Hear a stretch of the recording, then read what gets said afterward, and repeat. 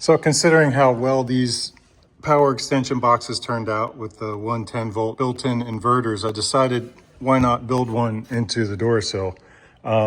So I ordered another inverter. Unfortunately, the one that I got had a bit of an issue. I don't know if it was user error because I did some funky stuff with it, or if it was just a quality control sort of thing, but one of these MOSFET resistors burned up on me. I've since pulled it out. The only thing I can think of that would make it user error is that this heat sink here was initially attached to the outside shell of the power inverter. So I took that screw out that goes through the case, and it holds this heat sink to the transistors. I think they're called transistors. I gotta look at that video again, forget what they're called. But these are the things that heat up. I wanted to ditch the shell, so I unbolted it from the shell and just bolted it directly to the MOSFETs. I've seen videos on YouTube of people bolting heat sinks directly to the MOSFET resistors, and I don't know, it hasn't been an issue. I don't think I grounded anything, but at any rate, I plugged it in and the thing flared up like 4th of July. I don't know if I'm gonna try and source another resistor and try and transplant it in here, or just buy a whole new one. These are only like 15, 16 bucks on Amazon. I just have to wait a few days for it to get here. But the idea was that I would try and clear a spot in here somewhere to implant the inverter inside. I could run the 12 volts to my circuit system that's already in the Durasill, so I wouldn't have to run any more wires from the battery bank. But unfortunately, that happened, so I'm kind of stalled on that. But I did manage to get something else done. I added a couple of dedicated USB-C and USB cords.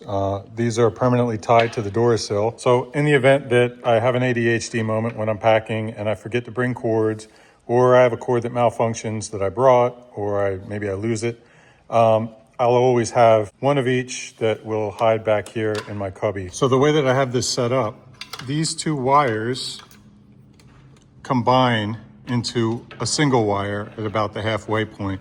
And I just ran that single wire through the back wall of the cubby. When they get inside, they go into a transformer. This is the transformer that I used. I got it on Amazon.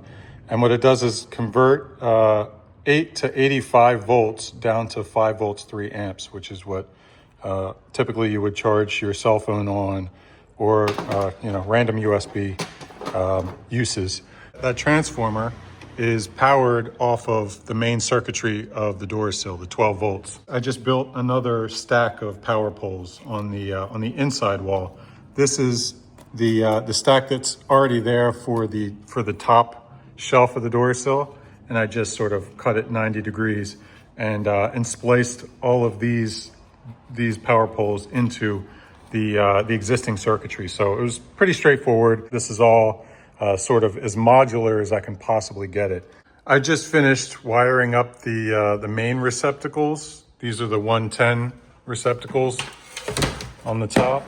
I actually had to label these as I was going through it because it's been so long since I messed with these that I actually forgot.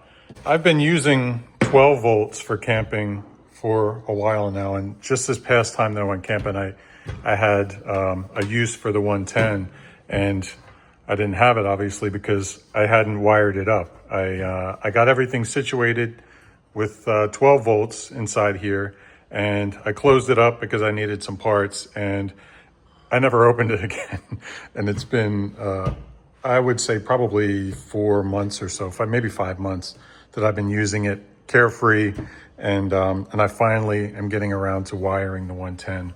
So these are the main receptacles. I found a fancy way to run the wiring. This I still don't like. I want to put a cap on the front, and what I want to have is plug and play sort of. I want to have receptacles like this and like this for power in and power out. So when it's sitting in the Jeep, I can just plug in the cord that goes to my my battery charger that's attached to my battery bank, and I can plug in the cord that goes from my power inverter that's underneath my bench seat up into the Durasill. So you're probably wondering, if I have the inverter powering 110 here, why do I need this other separate system?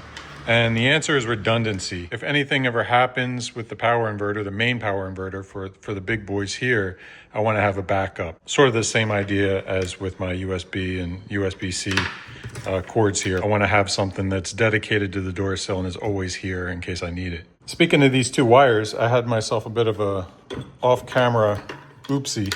After I finished recording that last clip, I started putting everything back together and I put it in the Jeep and I was just going through the receptacles, testing everything to make sure everything was fine.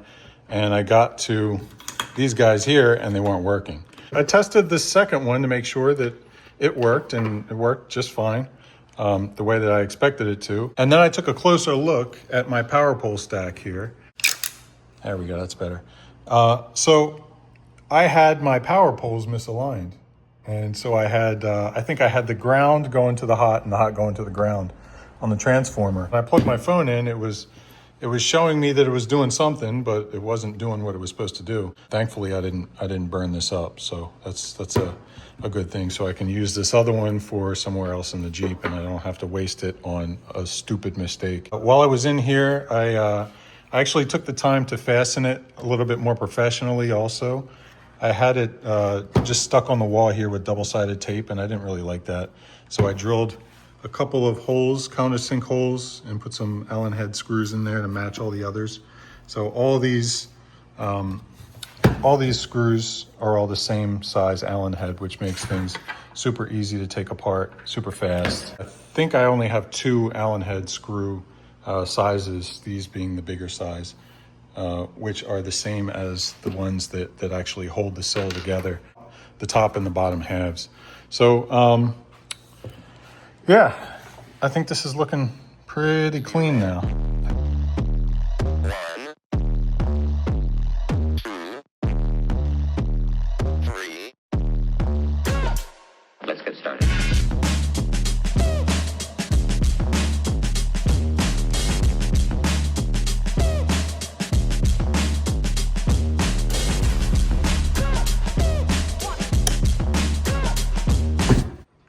I just finished running this green wire here, and what that's going to do is trigger the power inverter. So when I push the button on the Switch Pros pad, it's going to send a signal down through that wire. That green wire is what triggers this relay to send power from the batteries to my power inverter, which is going to be over there. For right now, I just got this cheap Black & Decker one, which actually has an on and off button instead of a switch, so this system isn't going to be able to remote it.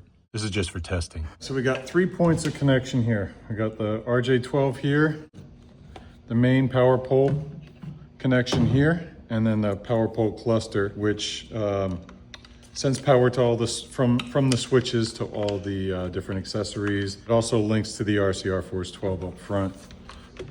Slide this into place here. There's my battery monitor. Probably hard to see this, but here's the power pole, the main power pole. That gets snapped in like that. And then I got the power pole cluster here. And those get snapped in like that.